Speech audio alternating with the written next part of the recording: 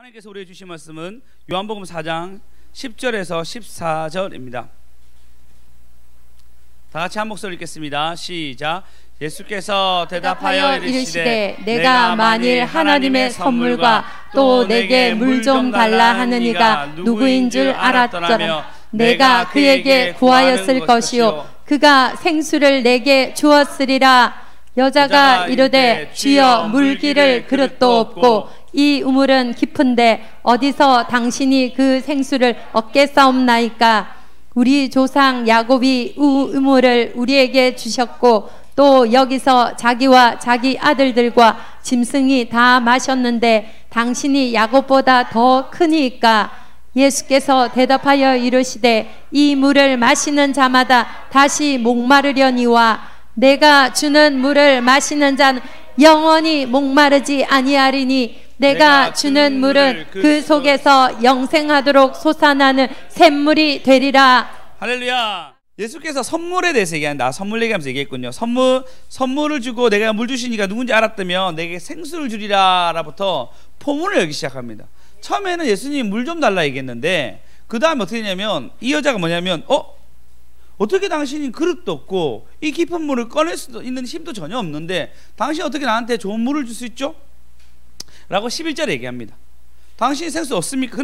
그러면 당신이 지금 당장 우물을 파서 꺼낼 수 있는 야곱보다 큰 사람입니까? 라고 12절에 얘기합니다.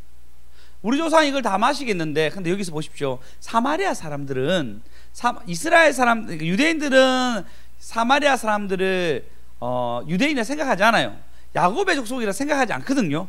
근데 사마리아 사람들은 철저히 우리는 야곱의 자손이다 라고 얘기하면서 야곱보다 큽니까? 우리 조상 야곱보다 큽니까? 라고 물어보니까 13절에 보시면 이 물을 마신 자는 다시 목마르지 아니하고 내가 주는 물을 마신 자는 목마르지 아니하고 14절에 내가 주는 물을 마신 자는 영원히 내가 주는 물을 그 속에서 영생하도록 솟아나는 샘물이 되리라 라고 얘기합니다. 할렐루야. 이 말은 결국 예수님이 주시는 성령을 얘기한 것이었고 성령을 먹게 되면 너희 가운데 영혼의 가람이 없어진다라는 얘기였는데 그 얘기를 합니다. 그러니까 이 여자가 뭐냐 15절에 여자가 이르되 주여 그런 물을 내게 주사 목마르지도 않고 또 여기에 물 그리지 않게 하소서 얘기해요.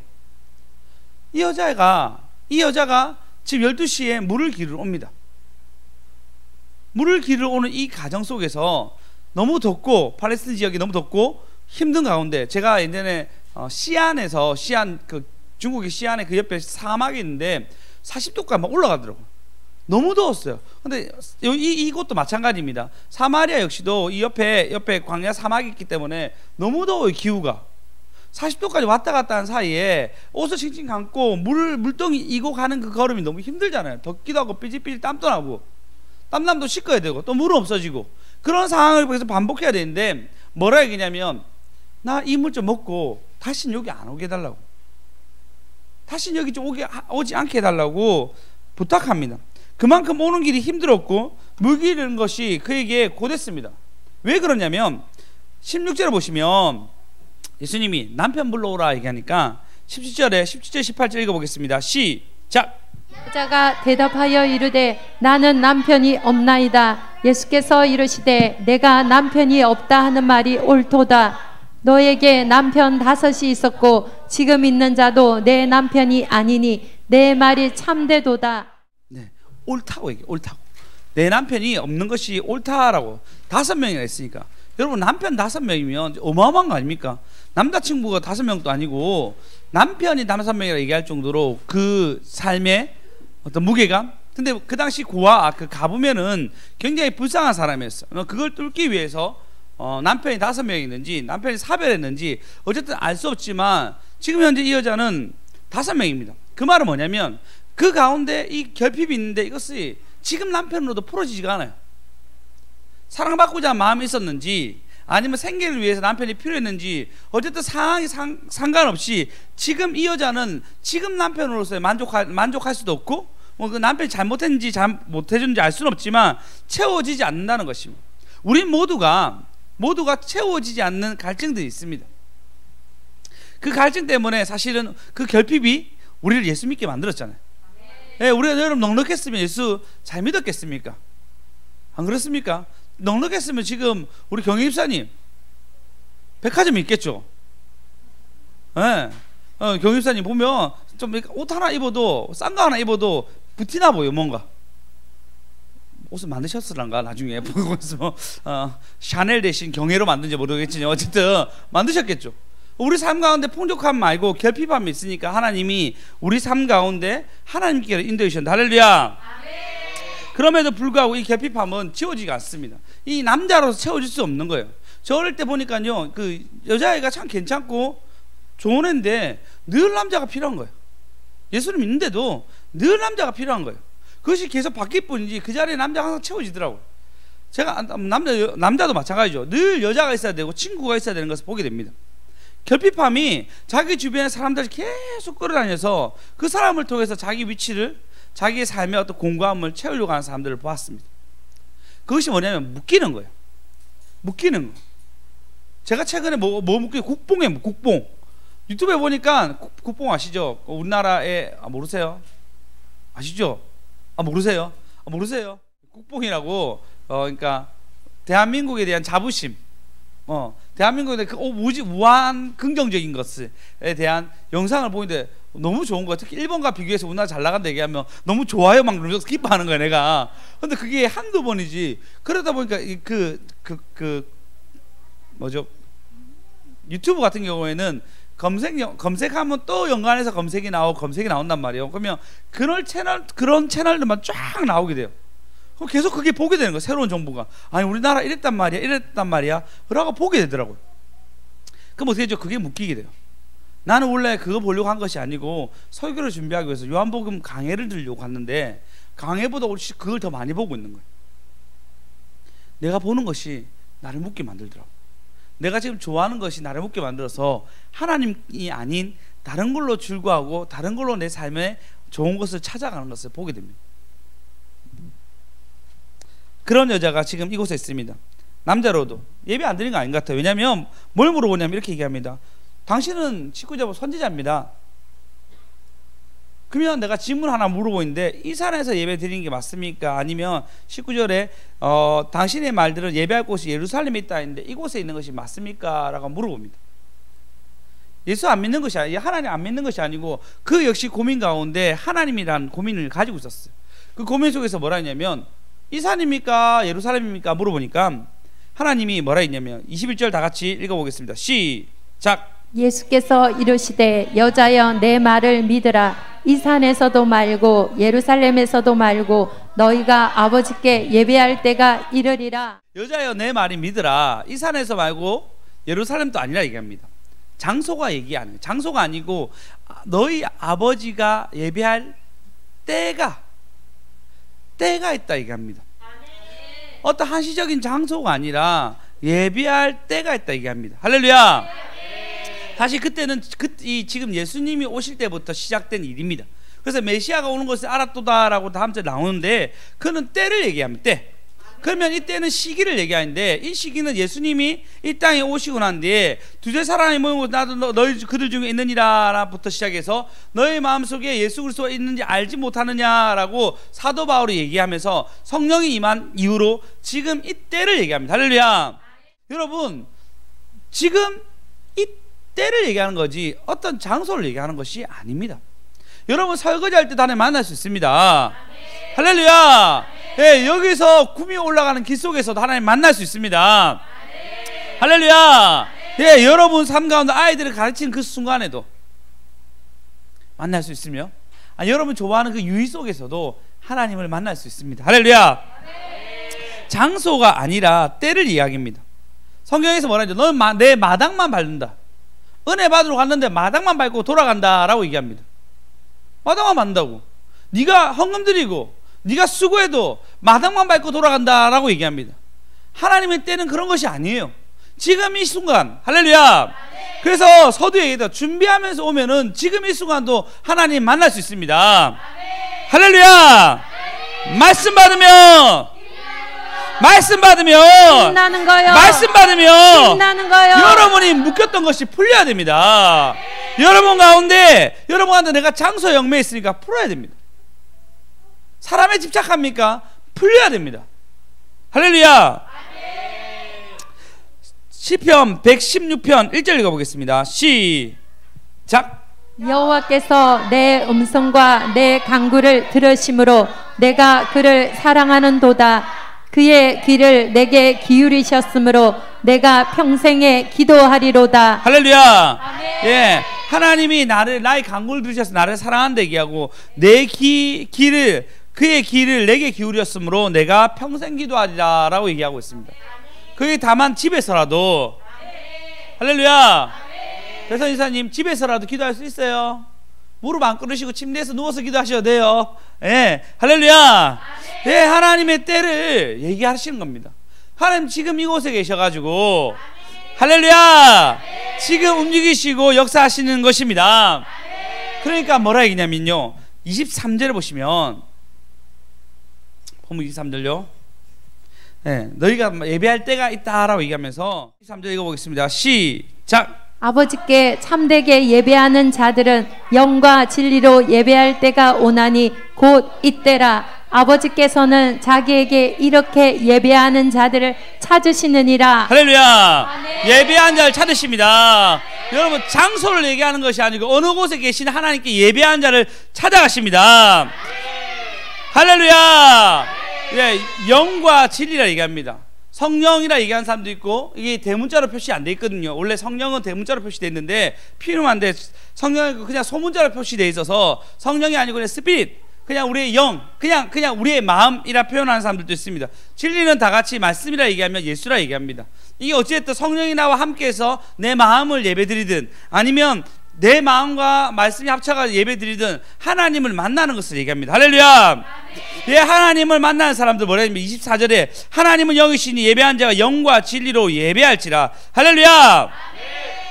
그러니까 그 여자 25절 읽어보겠습니다. 25절 읽겠습니다. 시작. 여자가 이르되 메시아 곧 그리스도라 하는 이가 오실 줄을 내가 아노니 그가 오시면 모든 것을 우리에게 알려주시리이다. 예, 이 여자가 영과 진리라 얘기하면서 예수가 오신 모든 것을 풀어주고 알려주신다 얘기했는데 라고 얘기합니다.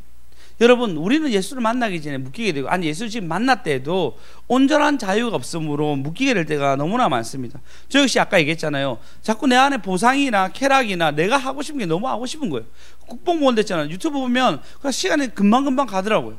좋지 않은데, 물론 거기서 처음에 설교 소스를 처음 얻기 위해 시작했던 거지만 나중에는 이것이 중독이 되기도 하고 자꾸 거기에 보게 되더라고요. 나는 보상을 얻으려고 해요. 보상을 얻으려고 하니까 하나님의 만남보다 내가 좋아하는 걸 찾게 됩니다. 보상 받을 수 있습니다. 일을 끝내놓고 하나님께 감사하다 마음, 하는 일을 시작하기 위해서 감사합니다. 끝나고 난 뒤에 하나님께 영광 돌립니다. 그러고 난 뒤에 내가 하나님께 보상을 받을 수 있습니다. 그런데 내 인생에 있어서 나의 쾌락과 나의 즐거움과 나의 유의를 위해서 내 걸 먼저 한다는 거예요. 성경은 골로새서 2장에 보시면 6절 7절 읽어보겠습니다. 시작. 그러므로 너희가 그리스도 예수를 주로 받았으니 그 안에서 행하되 그 안에 뿌리를 박으며 세움을 받아 교훈을 받은 대로 믿음에 굳게 서서 감사함을 넘치게 하라. 할렐루야. 아멘. 예수를 주로 받았으니까 뭐냐면 그 안에 믿음의 뿌리 박고 난 뒤에 세움 받아서 마음을 굳게 하고 감사하라 얘기합니다. 내 안에 보상을 원하는데 감사는 없는 거예요. 내 안에 쾌락을 원하는데 하나님 나에게 베푸신 일에 대해 감사가 없는 거예요. 감사할 수 있도록 도와달라고 주여 감사합시다. 주여, 주여, 주여. 감사한다면 충분한 보상을 받을 수 있습니다. 왜? 이 모든 하나님 주신 거에 감사하고 거기에 하나님 걸 누리면 되는데 내 걸 누리려고 하다 보니까 감사가 없습니다. 감사가 없다 보니까 내 마음과 하나님 행하신 일을 보지 못합니다. 내 것이라 얘기하는 것에 묶이게 되는 거죠. 내 시간이라는 것에 묶이게 됩니다. 내 돈이라는 생각한 것에 내가 묶이게 됩니다. 묶이게 되니까 하나님께 드린 게 다 아까워. 예배 드린 것도 아깝고 멀리 시간 왔다 갔다 하는 것도 아깝고, 근데 하나님 거라 생각하면 왔다 갔다 하는 것이 기도 시간에 삶 쳐주시고, 할렐루야. 드리는 것보다 하나님이 더 주시고, 할렐루야. 어떤 사람은 힘이 없습니다. 계속 일하려고 해요. 계속 일하면서 자기가 하나님의 만남보다는 어떤 일 계획하고 어떤 일을 하려고 합니다. 무엇을 하고 무엇을 계획하고 일에 묶여서 하나님을 만나지 못합니다. 참된 예수님을 만나는 것이 아니라 일하는 하나님, 일로 인정받고 일로 판단하고 일로 묶이게 됩니다. 마태복음에 보면은 장로의 유전에 대해서 얘기해요. 장로의 유전. 장로의 유전에서 7장에 보시면, 마가복음 7장에 보시면 장로의 유전에서 부정한 손으로 그들이 식지 않고 먹으니까 장로의 유전 따르지 않습니다. 왜 저는 법을 어깁니까? 그러니까 너희는 장로의 유전이 더 중요하냐고. 먹는 것보다, 너희가 먹는 것보다 네가 말하는 게 더 더럽다라고 얘기합니다.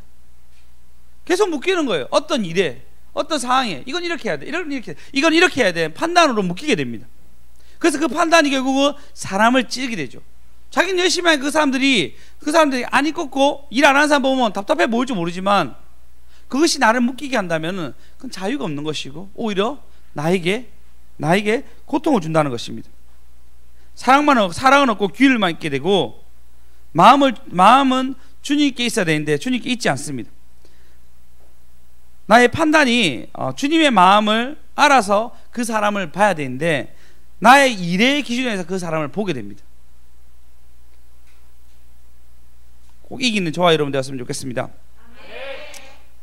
가족에게 사랑받지 못하는 사람도 있어요.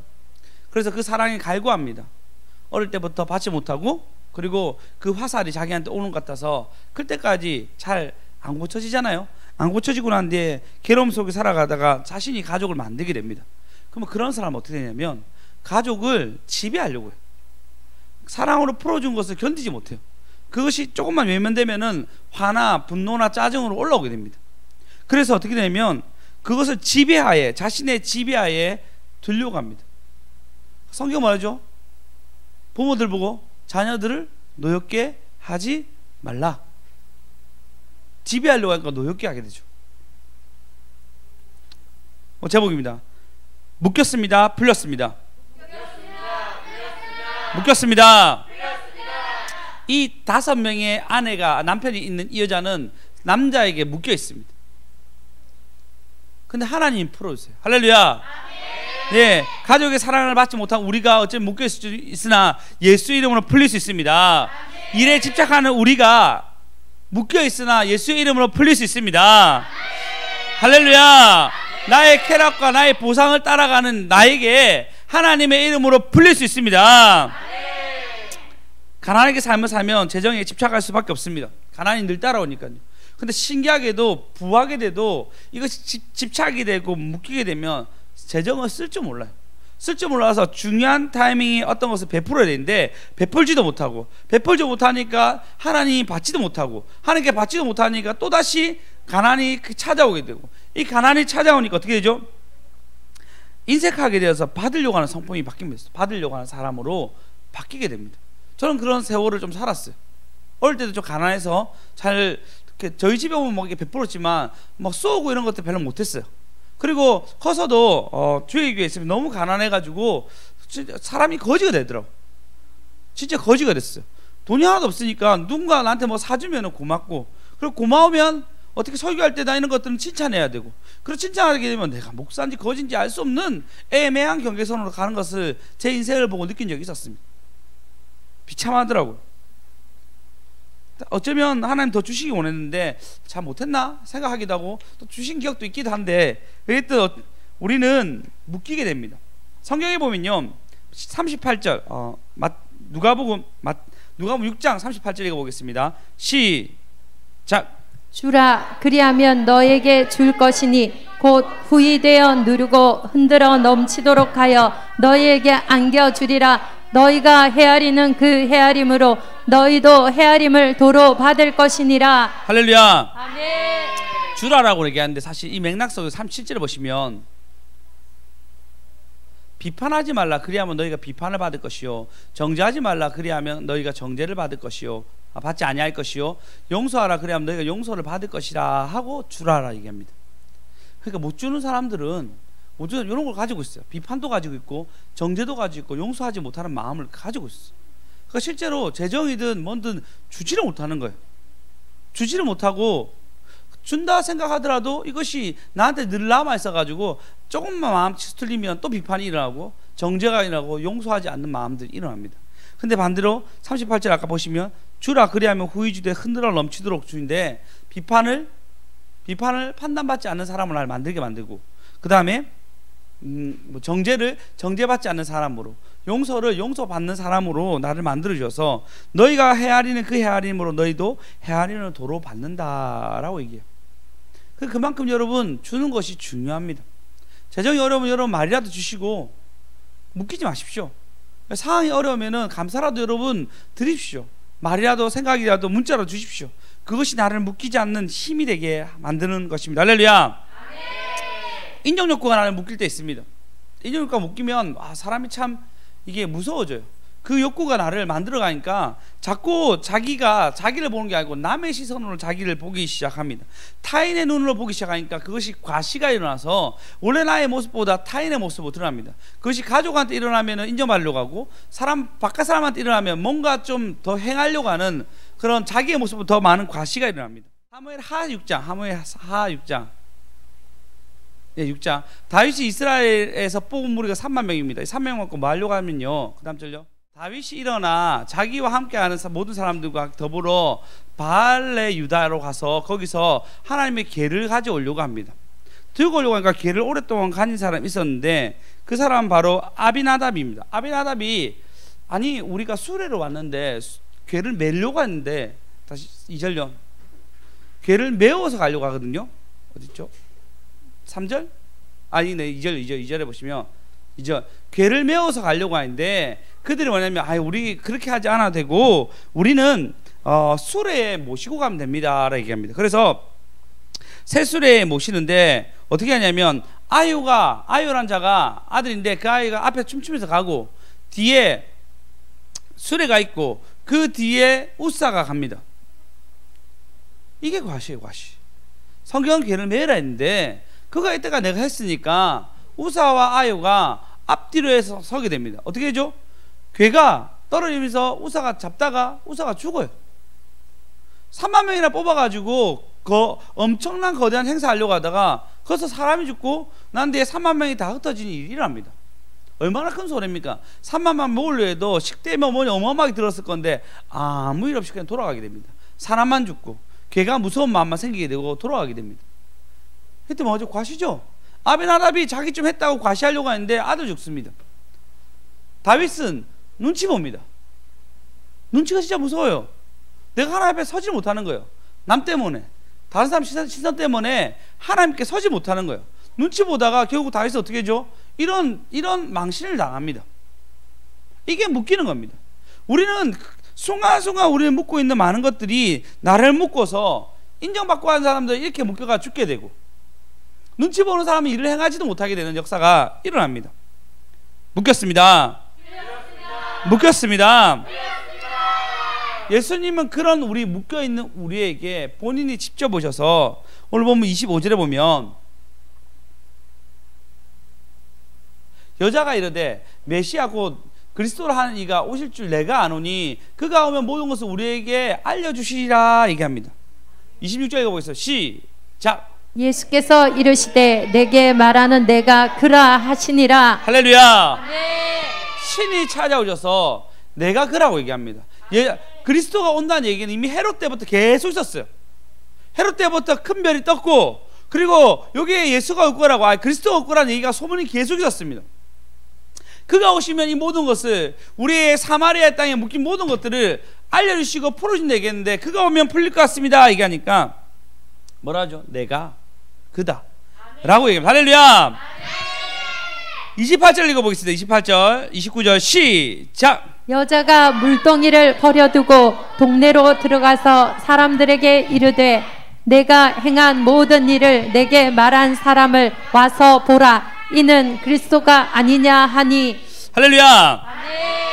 여자가 어떻게 하냐면 그리스도를 보고 난 뒤에 28절에 물동이 본인은 그 더운 날 물동이 이고 오려고 그걸 들고 왔어요. 물을 기르러 왔고 이것이 가장 중요한 업무였습니다. 사람들이 안 볼 때 하기 위해서는 이 시간을 준비했고 가장 없을 거라 생각하는 그 시간에 그가 물 뜨러 왔단 말이에요. 이 물동이 너무너무 자기한테 소중한 것입니다.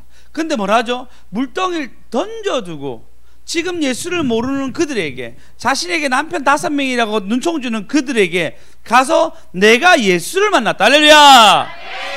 할렐루야. 할렐루야. 그가 묶인 것이 풀리게 되면서 완전한 자유를 얻게 됩니다. 지금 묶인 것이 반드시 풀려야 됩니다. 풀려야 됩니다. 내가 사람한테 집착하는 것도 풀려야 되고 가족한테 사랑받지 못한 것도 풀려야 되고 재정의 집착도 풀려야 되며 열리고 묶였습니다. 열리고 풀리고 반드시 풀려야 됩니다. 반드시 열려야 됩니다. 그래서 내 자아가 온전한 하나님을 볼 수 있도록 열리고 묶였습니다. 할렐루야. 이 자유를 얻는 사람 특징이 있습니다. 진짜 자유를 얻는 사람, 그리스도로 말미암아 자유를 얻는 사람, 이 여자가 뭐죠? 물덩이를 버려두고 그에게, 그가 가장 부담스러운 그 사람에게 갑니다. 6.25 때 투입된 윌리엄 빌 웰버라는 대령이 있습니다. 이 대령이, 윌리엄 대령이 1차 대전, 2차 대전 이미 일본과 싸워서 이기게 되고, 그래서 그가 한국에 있는 그 광산에 있는 사람들 있잖아요. 그 장소 잘 기억이 안 나는데 광산에 있는 사람들 그가 풀어주고 한국으로 이송한 일을 맡게 됩니다. 그런데 6.25가 터졌을 때 그 역시 공수부대로 와가지고 그 일을 하게 되는데, 전쟁 도중에 이제 그 중국과 엄청난 전쟁 속에서 폭탄을 맞아가지고 팔을 잃게 됩니다. 그 전쟁 어쨌든 그 고지를 지키게 되고, 나중에 앰뷸런스로 이송하고 가다가 앰뷸런스가 그 지대를 받는 바람에 다리까지 있습니다. 한쪽 다리 한쪽 다 없어요. 그래서 그분이 의수하고 의족을 해가지고 처음으로 만기 제대를 한 유일한 사람이라 얘기하더라고요. 그 사람에게 이제 인터뷰한 걸 들었는데 그 사람이 뭐라 얘기냐면 이렇게 얘기합니다. 당신이 그 젊었을 때 이렇게 희생한 것이 지금 보면 가치가 있습니까? 충분한 가치가 있습니다. 그가 하는 것이 그가 얘기하기를, 당신들은 빚진 것이 하나도 없으며 또 빚졌다고 생각해서는 안 됩니다. 단지 자유를 얻는 사람들에게 의무가 하나 있는데, 그 의무는 자유가 없거나 자유를 잃는 사람에게 다시 그 자유를 전하고 지키게 하는 것입니다. 라고 얘기해요. 우리는 예수 그리스도로 말미암아 자유를 얻었습니다. 죄에서 자유를 얻게 하면 보혈의 능력으로 자유를 얻게 되었습니다. 자유를 얻는 자의 의무는 자유를 없는 자에게 다시 자유를 전달해 주는 것입니다. 할렐루야. 예, 남편 5명으로 묶여있던 그녀가 묶인 것을 다 풀고 어디로 가죠? 그 사람들에게, 자신에게 이상한 눈초리를 주는 사람들에게 가게 됩니다. 그리고 그 자유를 전달해요. 할렐루야. 여러분 가운데 진정한 자유가 있다면 여러분 가족들에게, 여러분 주변 사람에게 묶인 걸 푸시고 전달하는 저와 여러분 되었으면 좋겠습니다. 그래서 영원히 마르지 아니한 하나님 샘물 안에서 영광 돌리고 누리며 체험하는 저와 여러분 되었으면 좋겠습니다. 자, 마지막 우리 에스겔서 25, 26장 읽어보고 마치겠습니다. 36장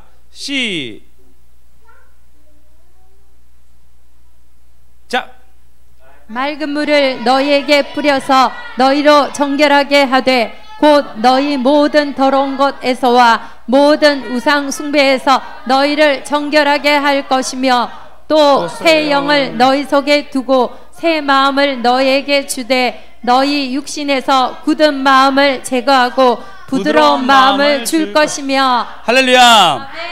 하나님이 너희의 정결한 뿌리인데 너희 가운데 우상들 묶인 것도 다 풀리게 하리라. 할렐루야. 그리고 새 영을 주어서 새 마음을 주인데 너희 육신의 굳은 마음을 제거하고 부드러운 마음을 줄 것이라 라고 얘기하고 있습니다. 새 마음을 받으십시오. 묶인 것을 풀게 하는 하나님 앞에 나오십시오.